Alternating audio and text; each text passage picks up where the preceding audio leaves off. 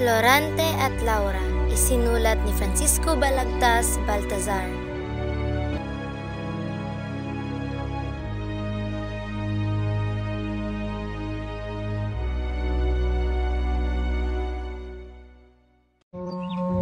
Kabanata 18. Sa Atenas, 205 hanggang 217.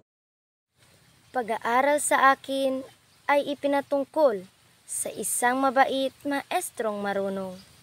Lahi ni Pitaco, ngalay si Antenor. Lumbay ko'y sabihin nang dumating doon. May sambuan halos na di nakakain. Luwas sa mata ko'y di mapigil-pigil. Ngunit napayapa sa laging pag-aliw. Nang bunying maestrong may kopkop sa akin. Sa dinatnan doon, madlang nag-aaral, kaparis kong bata't kabagong tauhan, isay si Adolfong aking kababayan, anak niyong Konde Silenong marangal. Ang kaniyang tao'y labis ng dalawa, sa dala kong edad na 11. Siyang pinupuon ng buong eskwela, marunong sa lahat.